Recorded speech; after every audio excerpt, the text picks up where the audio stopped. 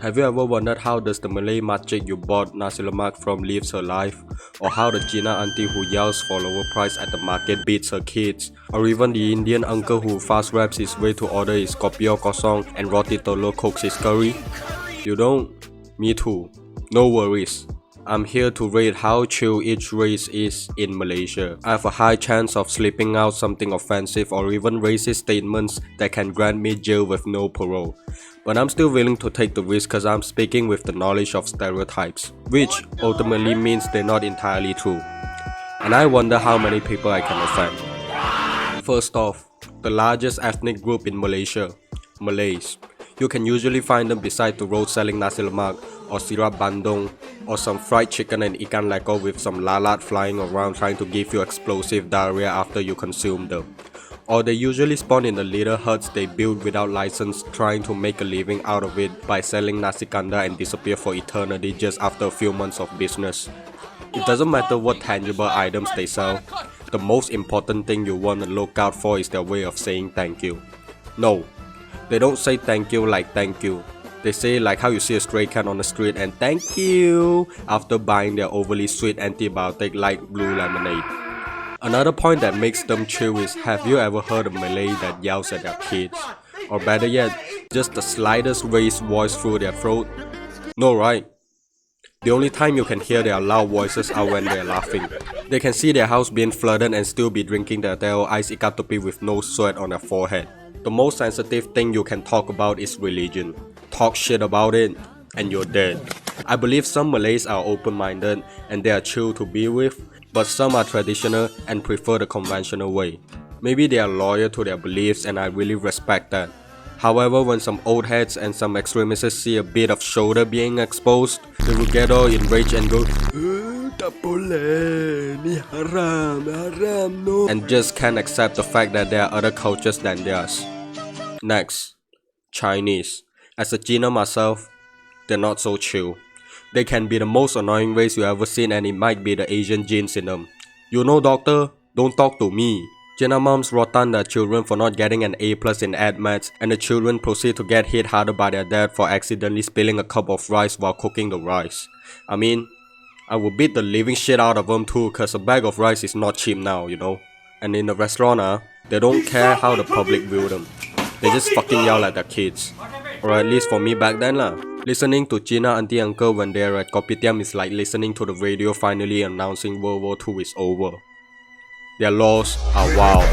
I like listening to their stories sometimes. But can y'all keep it down cause I don't give a fuck about how your son is getting a divorce. Their voices can be so loud even the next block kopitiam can also hear them. The only time they are chill are when they give advice to young people or talk shit about the newer generation. They can give you the most intriguing life lesson you have ever heard and flame on how young people like you only look at their phone the next minute. I hate to say it, but they're right.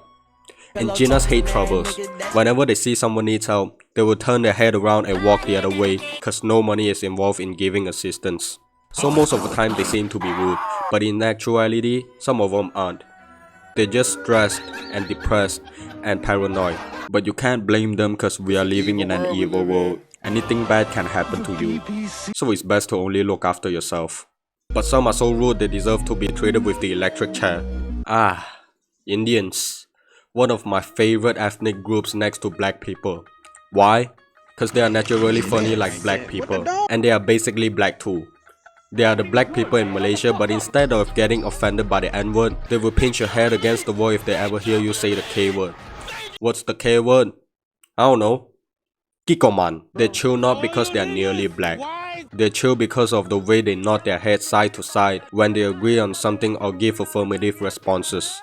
If they give you the head nod, that's when you know you did something right or agreeable. Or they just don't care what you said. The head nod is so good that it's infectious. Not only do I use the head nod when talking to my Indian friends, I even use it around other ethnicities. However, they can also be the most aggressive race in Malaysia. Say one wrong thing and you're getting sent back to Qing dynasty. They are naturally strong as well. I don't know if the stereotype is true lah, but what I heard is that male Indians tend to drink beer and be addicted to it, and to ease off their stress, they beat their wife and kids. I don't know lah, I'm not trying to spread hate or anything bad lah, and I hope it's a false information that should be erased cause based on my experience on hanging out with Indian friends, they're chill as fuck. But in the end, as I said, they can be Gandhi or Jack the Ripper, no in between. When it comes to road accidents, who do you see that comes and helps the victims first? Probably the Malays or Indians. Some good-hearted Chinese do as well, but most of the time they just slowly drive past the scene. And why do they do that? To look at the crash car's plate number and use it to buy Toto. No wonder the road that was supposed to be smooth sailing is now jam lah. It's better to get stuck in the longkang in a kampong on the road with pimple holes than to get your headlights smashed beside a busy road full of cars.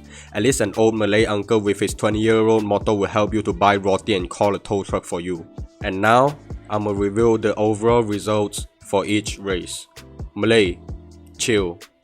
Chinese, not so chill. Indian, quite chill. And again, what I mentioned may or may not be true as most of it are just stereotypical impressions, but at the end of the day, I truly believe that it's a personal thing rather than racial issues. All races are equally chill when we come together. Until we're not. 太鸡掰啦 ，don't talk 啦，你给我 fucking garbage dog, shut the fuck up 啦！我讲好嚟啦，新加坡都，speak English 啦，stupid fuck 咁柒啦，